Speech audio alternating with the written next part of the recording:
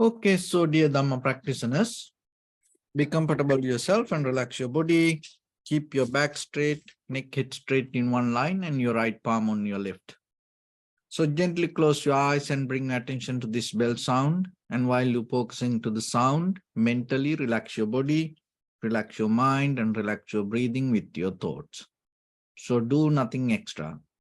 Just follow the sound, please.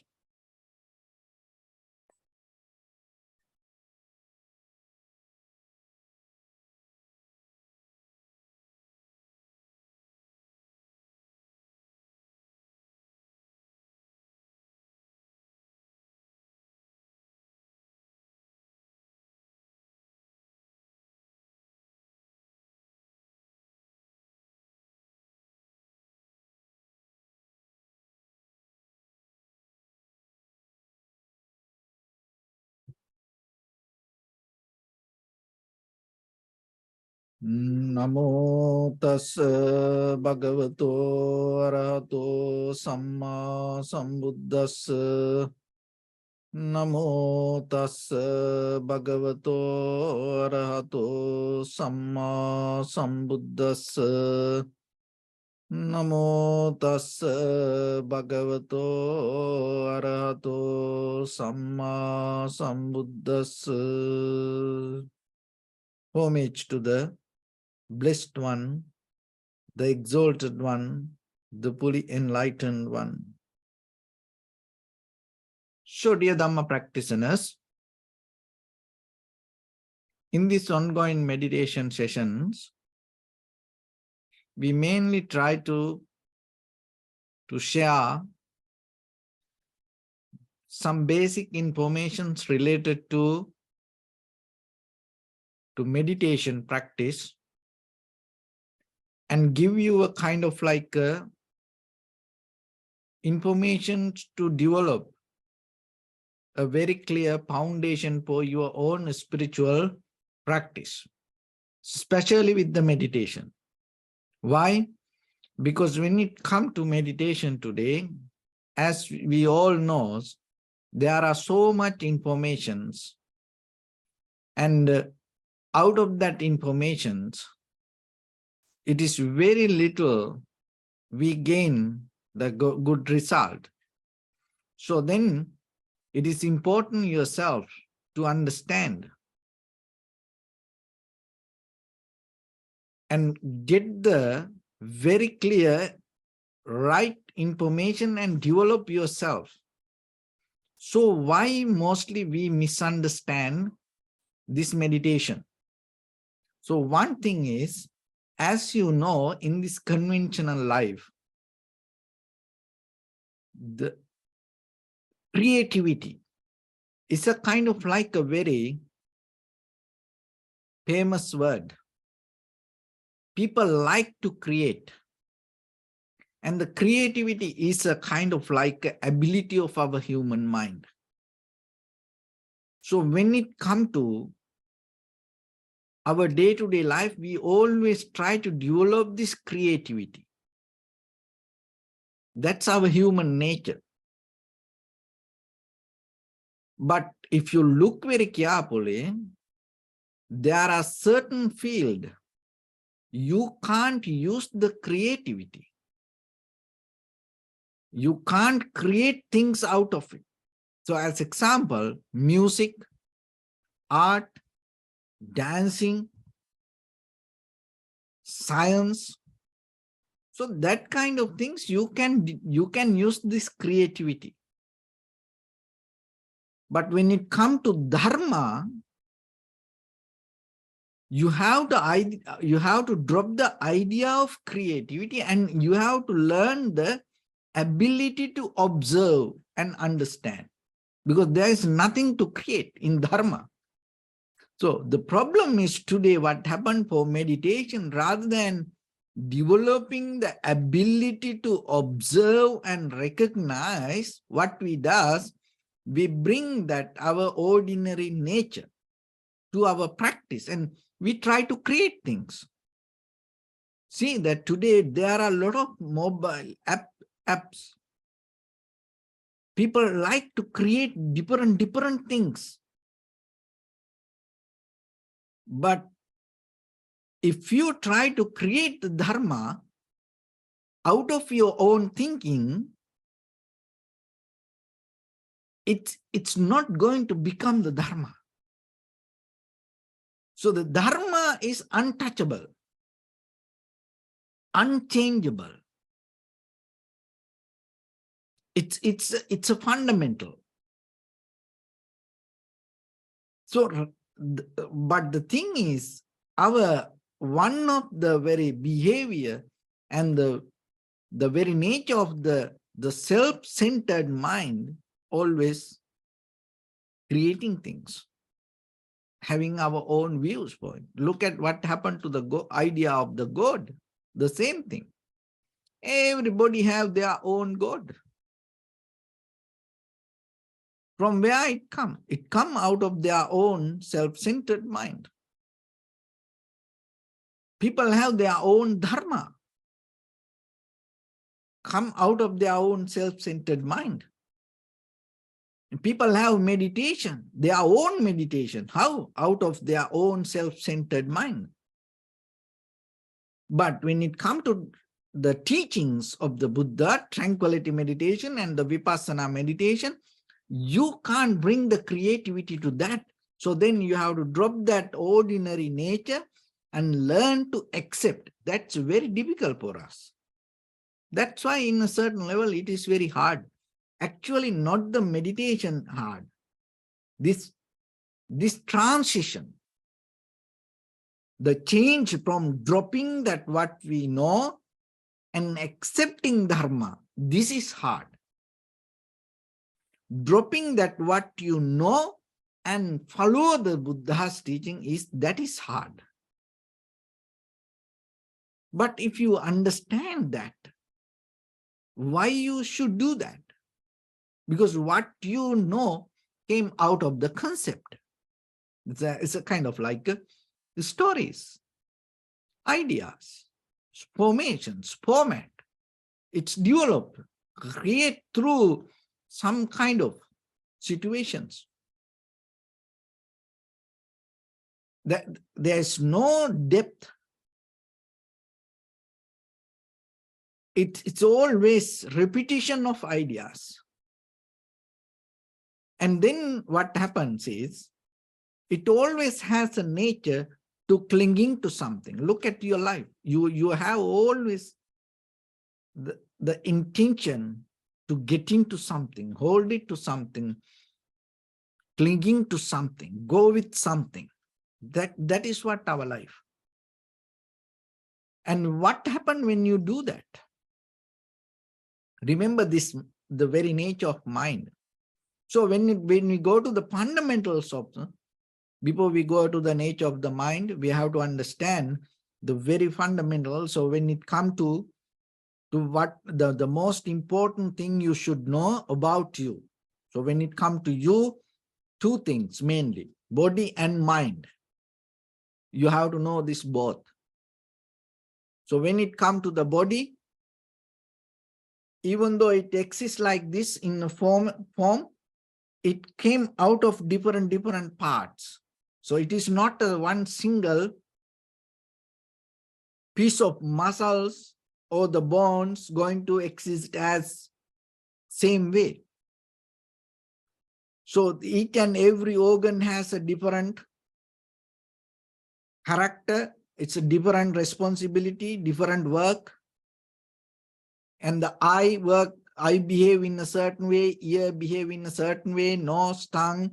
So like that, if you look entire head to toes, that there is a mainly left and right, and then upper body, middle body, and lower. And then like that, you can separate it to many parts. An inside body and the outside body. And then in that organs, and that organs also has, so kidneys, two kidneys, lungs, and liver, and digestive system. It's not a kind of like a single one point you can hold, oh, this is it. No, it is a process. So that the body, when it come to Dharma, form. So the form came out of the form, the body came out of the form. So this all the material things, physical things belong to the nature of the form. And the form came out of the elements. So mainly, as you know, 4 elements, there are some other things, but mainly 4 elements. So whatever physical or material, fundamentally 4 elements. And then from that is the body. And when it comes to mind, so the mind is one part, and then in that mind, there are thoughts. It's another, it's a subdivision of the mind. And so the mind has a behavior. So when it comes to that behavior, it's depending from the mind, and we call it mental. It's like whatever behave out of the physical, the body, we call it physical, and the whatever depending from the mind, it's called mental. So that all the thought process has a different nature. So knowing this body, mind, and this thought process, what is this and how this happens, is what called know yourself, know thyself. That is what you know, you. And then another part is called the self or the Atma. So this whole, all together, the body, mind, thoughts, when this all together come, that we call the self. It is not a kind of like such a permanent, independent something. It's depending from the body, mind, and the thoughts. And then another one, deeply, karma. And there are some other things, time, space, time and matter, space, those are things. So those are very things that little by little, you have to understand. That understanding giving that very clear view regarding what is this life. So once you understand it, you recognize that this is the one of the important thing. You recognize this most of things useless, that whatever happened in our mind, there are very few things are important. So that is what happens when you go into the depth. Just take a ordinary life, you know. You can just think about today, from morning to this point. Just look yourself. And whatever this thought happens, thoughts come to you. See how many thoughts it's important for you. This is very important. Remember this and try to get it very clearly. Be with me. And there are thoughts keep coming, but that all the thoughts are not important. We do a lot of actions. Bodily action, verbal action, mental action. So mental action, whatever we thought, and the bodily action. And see how many things we have done today. A lot of things you just did. You spent time. You just did. Now when you look back why you did that, well, I just did it. No? And a lot of things you talk and verbally, you know. And if you look at the very carefully. Is it profitable for you and for other people? Then you recognize. So this is a very ordinary nature. When it comes to our life, that out of our bodily, verbally, mentally actions, there are very few things are very important. Other lot of things is kind of like unprofitable or not unwholesome, but it's kind of like it doesn't make any sense. But we keep doing, keep doing, keep doing. Just imagine, it's not. It's kind of, it's possible, but it's not going to happen overnight. But just imagine, you can. It's understandable. That's why. Just try to get the kind of like idea. Just imagine with your mind, you get you filter all the thoughts, and you get whatever the most important profitable thoughts for you and for others, and your mind become very limited to have that thoughts.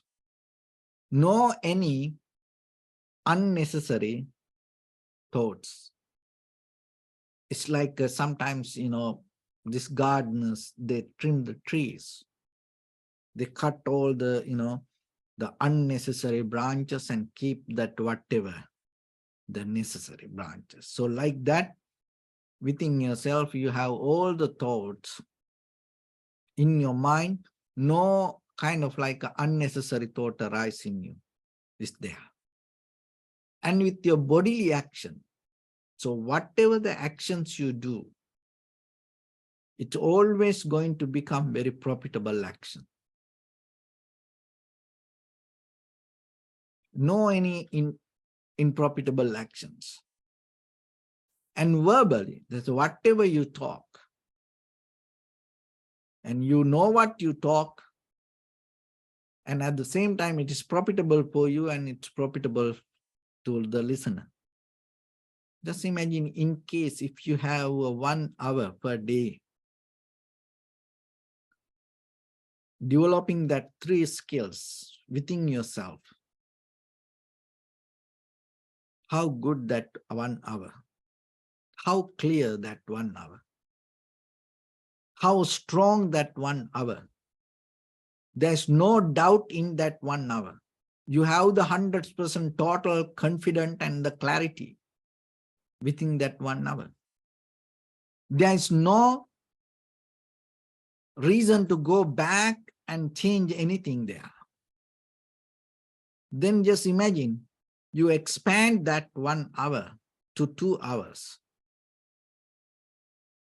Just imagine within that 2 hours around you, to whatever the other people, and they get benefit out of you. How profitable it's going to become your life. Just imagine you spend 1 day like that. So that is what happens when you start to know yourself. It is possible. So you can reach little by little, little by little. And one thing you have, when you start to see the mind, when you start to see the body, when you start to see the thoughts, you are capable to recognize it is profitable or unprofitable. It is useful or useless. It's minor or major. So then you keep minor things as minor, major things as major. It's not the kind of like you get out of everything suddenly, no. You can't completely become a light. You have to have the darkness in you. It's kind of like a balancing the light. Little by little, little by little. So somehow, once you start to see the very nature of the mind and the thoughts and the body, there are that little by little you start to understand it has its own behavior. So when it comes to the body, it deeply listening to the mind and the mind listening to the body. And it sometimes not listening to your thoughts. So thoughts mean your viewpoints. So because the mind has its own nature, the body has its own nature.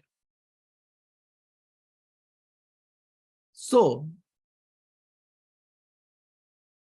once you see little by little closely, remember, just by thinking, you can't get it. So that's why it's like a dharma. You have to observe and recognize. It is untouchable, unchangeable. You can't bring the creativity on the top of the body and mind and understand it. So the creativity, it's good for the outside world. Into conventional life is creativity necessary for our human world. This entire universe have that creativity, nothing wrong with it. But to go into the Nibbana or go towards the liberation, you can't have the creativity. So you have to drop it here and you have to learn to observe and recognize. So once you bring that ability little by little, that's why in the beginning we have to have this tranquility mind, undisturbed mind, to see things as it is. It is a skill. So sometimes people develop the tranquility mind to develop the creativity, because sometimes you have to see things as it is to develop it to something. So, like inside the laboratory, if there is a virus, if you want to develop an antidote for that, so then you have to see this virus. So then you go to the laboratory and through microscope, you observe, you see deeper into its form. And then you create something. But when it comes to tranquility and the vipassana, you can't develop that kind of mindset. You can't come to tranquility mind to develop antidote for that, whatever the see as the thoughts. You have to have the tranquility mind to go deeper into it. So when you see that, what happens? You recognize this body and mind work together. So how you can see it in day-to-day life. So there is a behavior of the mind. So that behavior always hold it to something, grasping, clinging something, or resisting. So whatever happened, body have to respond to that. And then it's always, not one time, it's always, if the mind clinging to something, or if the mind resists something, and the body start to feel uncomfortable, the body always get tired out of it. The body start to kind of like to come to a very unbalanced moment. Just imagine when you like something, what happens? Somehow you want to get it, otherwise your body feel kind of like, it's burning. And when you want to resist something, so what happened to your physical? It's kind of like a burning. So this behavior So then remember, whatever that you hold or resist, the body start to feel tired, pain, hard, difficult. It never going to get into kind of like comfort. You may see it, getting something is good, but if you look very carefully, you will see. By the time it slowly start to develop some kind of discomfort. But the thing is, with the tranquility mind, you are capable to see it, but if it is not tranquility mind, it is a kind of like a disturbed mind, you always try to do something, try to catch something and gain the comfort, catch something and gain the comfort. But when it comes to the body, remember, catching something, holding something, grasping something, you will never find the comfort. But if you start to release something, that releasing nature start to create some kind of gap and create some kind of a space in you and give a comfort to your body. You can try it. You can try it and see, when you gain something, you feel comfort, or when you release something, you feel comfort. And to deeply understand it, your mind needs to be a little bit sharp and clear. Otherwise, if your mind is so rough, hard, you can't get that. So that's why. So the meditation gives you this lesson to you. And deeply then you understand. Rather than gaining, holding, dreaming, hoping, wanting, when you go that way, you always feel body, mind so tired. But when the mind starts to release, you gain some kind of deeper comfort, satisfaction. So that is the entering point to develop the tranquility state of you. So when it comes to meditation, so then remember yourself mentally, learn to release, withdraw. And in ordinary life, conventional life, it's called renunciation. Generosity is a kind of like the beginning point, but renunciation means you completely withdraw from the things or the situation.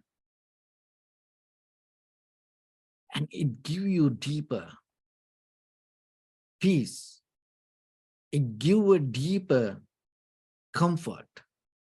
It gives a deeper satisfaction. So little by little, this is the thing, we can't give up this everything suddenly. Because somehow this deeper our mind hold it to something, maybe even our views. So what you have to do then? In the beginning, cut down that all the unnecessary actions, physical, verbal, mental actions. Withdraw from it. And you try 1 hour, not for whole 24/7, just 1 hour per day.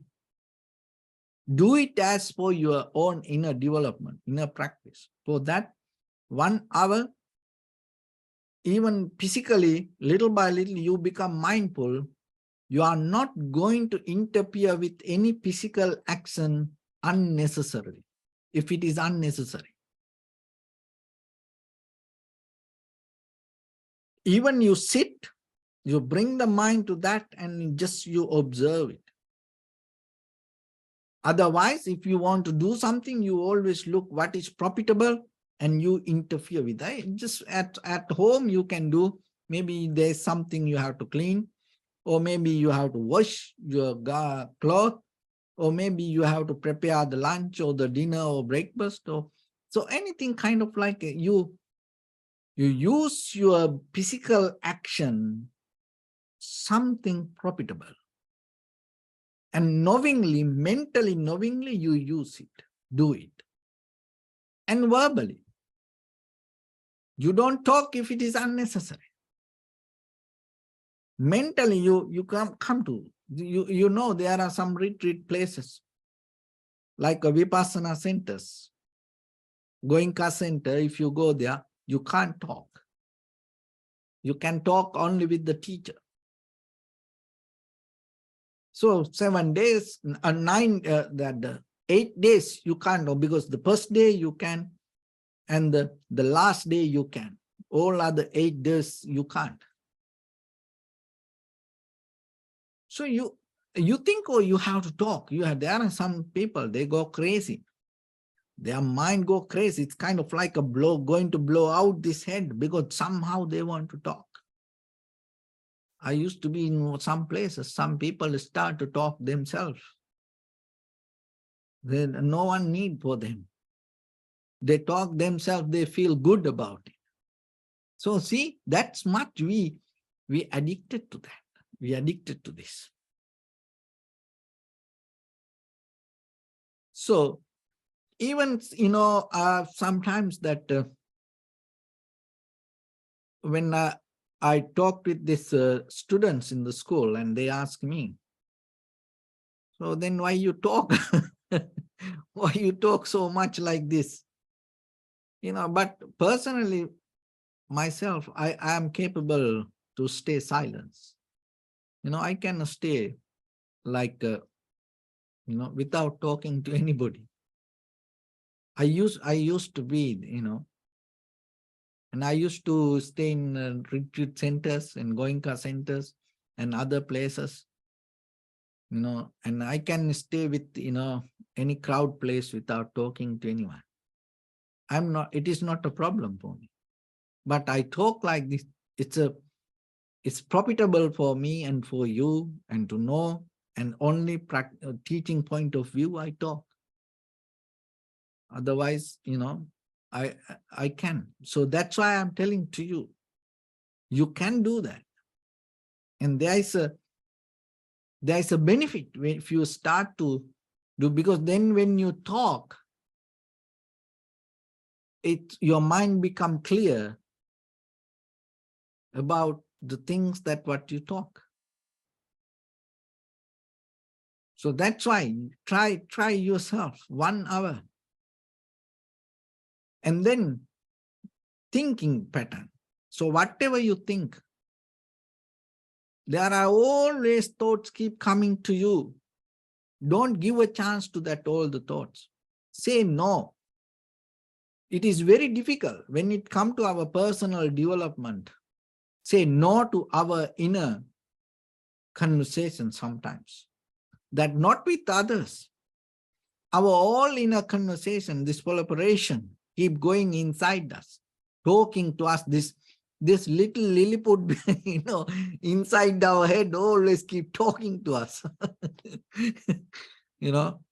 Always keep talking to us. Little is whispering, is is whispering to hear. And we always listening to that. We believe that. And we have that inner conversation with that Lilliput. You will never find that Lilliput, but still you believe that whatever the sound come from inside you. It always keep talking to you 24/7. Even while you're talking to others, that Lilliput keep talking to you. It's like a black cardinal, it governs your life. So don't listen to that. Be mindful, and whatever comes to your mind, and if you recognize it is not necessary, it is unprofitable, it doesn't make any sense, you say no to that. Try it. You can do that. And then you will see how clear your mind becomes. So that clarity, see that it is just not practicing meditation. So these three behavior develop in you. And and you will save a lot of energy and strength and the clarity. In that way, it will help you to go deeper, deeper, deeper into you. So that's what happened by practicing meditation, giving the very clear understanding. And it's the only way you can observe and recognize. So remember, don't bring your creativity to meditation. That's a big mistake that keeps happening everywhere nowadays. People create a lot of things to. So that's why you have to develop the faith, conviction, trust regarding the Dharma. Dharma no need you. You need Dharma. So Dharma already complete. There is nothing that you can add to fundamentals when it comes to Dharma. There is nothing that you can add to Buddha's teaching. There is nothing. It's all there. Everything already there. Only thing is, it is up to you to you become so humble with yourself and recognize Dharma is better than you. And that is the day, if you recognize that day, remember this, write down somewhere. If you recognize Dharma is complete and Dharma is better than you, that is the day you change your karma. This is going to change. But if you think you are better than, you are smarter than the Dharma, the karma always hold from your neck. You can't move. That's why you become so humble. We go to the Buddha statue, the temple, to the Mahasangha Dharma. We always become so humble and we accept it. We trust it. Because then the karma not going to give a hard time to you. So otherwise you think if you are better than that, you're going to have a very big wrestling fight with the karma. So that's why understanding it's your responsibility. So try to understand it and see what it says. And then see what you know, and then slowly, little by little, little by little. Rather than bringing that your ideas to Dharma, and start to bring the Dharma to you. And then you will see. You're going to change. And then by the time when you really get the method, like this time, you are capable to get out this all. You can go, you can walk, and you can have the key, and then, you can put the key and turn, and when you open the door, when the lock is open, and when you open the door, lock is anymore not a lock. It's unlock. So like that in your mind, once you understand the Dharma, anymore karma cannot work there. It's unlocked. So what you need to understand, this is not that things that work according to the way what you think, because that is what keep happening to us, and that is why we are here like this. Even though it's nothing wrong that once you understand, things has its own way, causation, and you can experience the life as it is, the same way, without manipulating and without trying to change it, or without trying to put your own ideas on it. So that is where you have the life, you experience the life, but you are not going to manipulate that. And through your eye, ear, nose, tongue, body, mind, it's all the perception, you perceive, you experience the life as it is, without adding anything top or under that. So it's kind of like, you don't add whipped cream on your hot chocolate drinks. You have it, but you don't add anything. It's simply, that's it. It's like you have the coffee, just the coffee. You don't add. If you add anything, it's anymore not going to become that.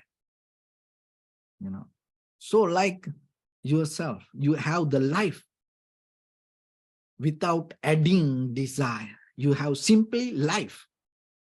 It's totally different. Most of people don't experience that. Why? Because we always adding something top of life. And the very nature of life we can't see. We always see something that whatever the ingredients we add, and then it give a kind of like a taste, which is not originally there.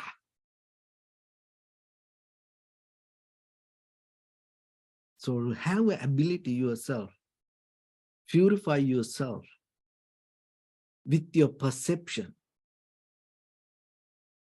whatever you perceive.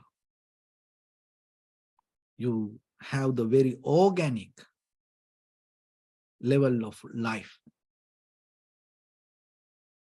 So don't add any kind of creativity on the top of that. And that you see always things arising, existing, and changing, and becoming something else. And when the day you see that, you don't struggle with anything. You become more and more humble. And you become more and more open. And you become more and more withdraw from struggle. So that's where you get into complete deeper understanding.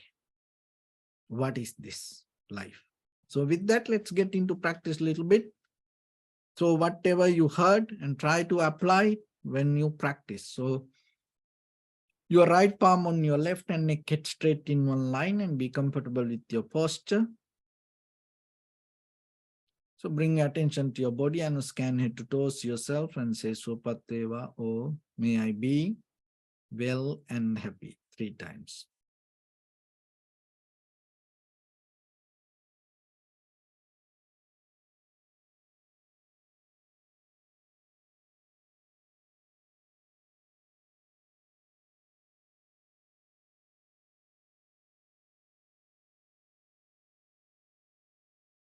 Take a moment and think. We gathered here in this moment to practice this ancient meditation technique. All the Buddhas, all the enlightened masters followed this path and achieved wisdom. So we also gathered here to accumulate that knowledge. In this moment with this sitting, may my body become more comfortable. May my breath be more smooth. May no difficulties come to me. May all the success come to me. Also, think for a moment. This is the last moment we're spending in this very lifetime.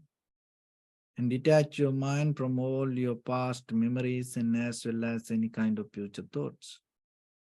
Just try to remain in the present moment, observing the sensation of your inhalation and exhalations.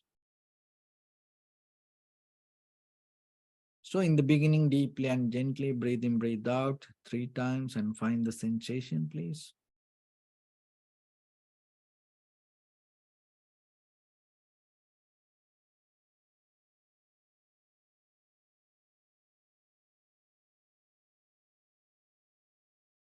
And allow your inhalation, exhalations happen itself.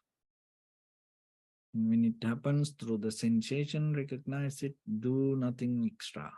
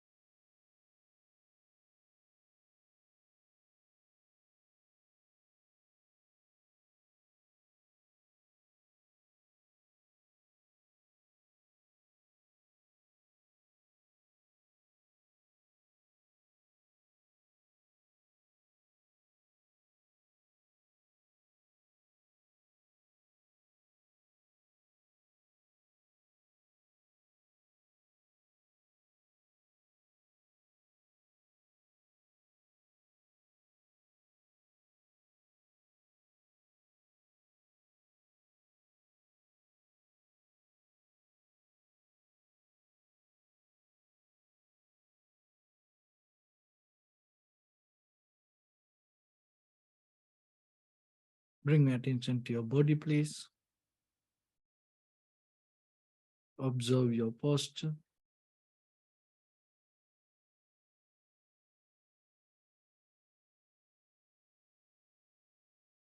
We cultivate loving kindness and compassion in our heart and radiate it as a light through entire your compound, village, city, state, country, world, around this universe. Also as far as you can through galaxies, other planets, stars. Reminding yourself like this. With clear intention, mentally repeat after me. May all living beings in this universe be well and happy.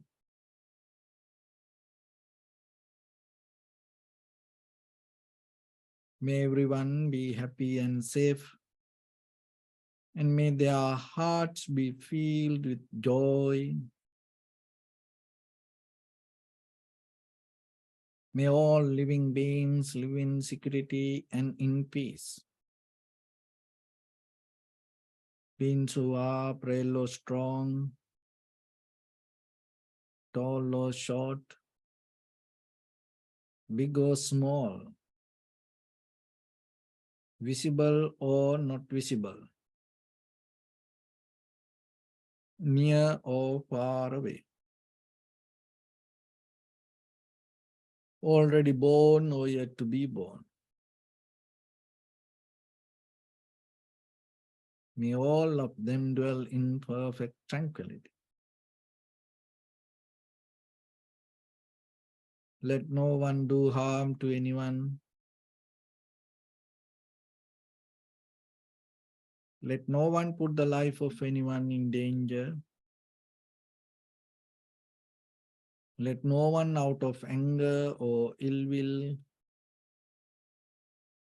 wish anyone any harm. So expand the loving kindness and compassion beginning from your heart.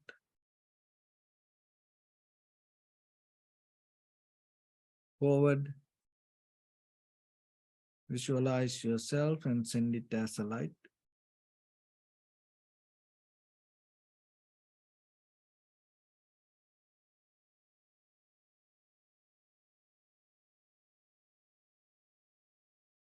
To your backside.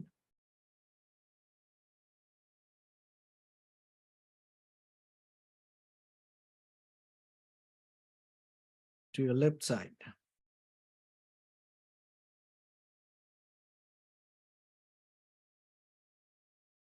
And to your right side.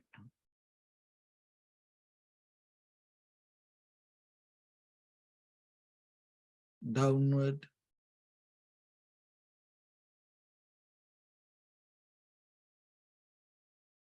And upward.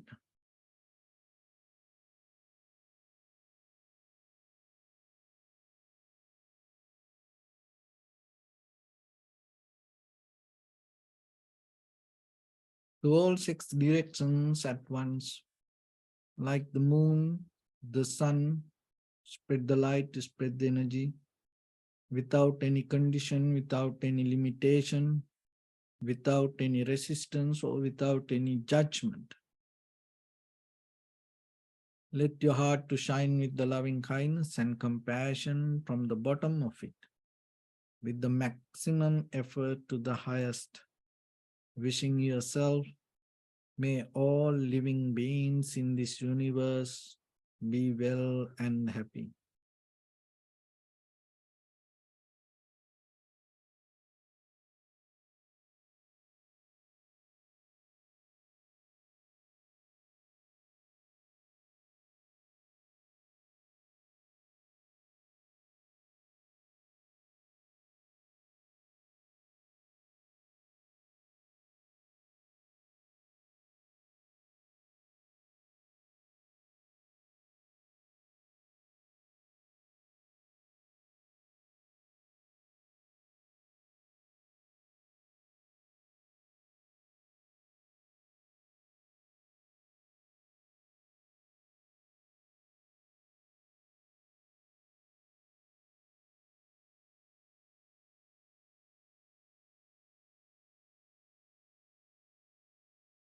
Say sadhu, sadhu, sadhu. So first of all, we offer this practice to the great qualities of the Buddha, Dhamma, and the Sangha. And also by the power of this meritorious deed, may all of us attain to the supreme bliss of Nibbana. May all your guardian angels and deities will receive these merits and increase their longevity and protect all of you from any kind of planetary influences or any ill effects. Ittavata chamnehi sampadam punya sampadam sabbe deva numodantu sabba sampatti siddhya sabbe bhuta numodantu sabba sampatti siddhya sabbe satta numodantu sabba sampatti siddhya Imaya Dhamma nu Dhamma Patipattiya Buddham Puje Mi Dhammang Puje Mi Sangang Puje Mi Addaya Imaya Patipattiya Jati Jara Vyadi Maranam Ha Paribundissami Idamme Punya Kammang Asavakkaya Vaham tu sabba dukkha pamuncatu. Bless you.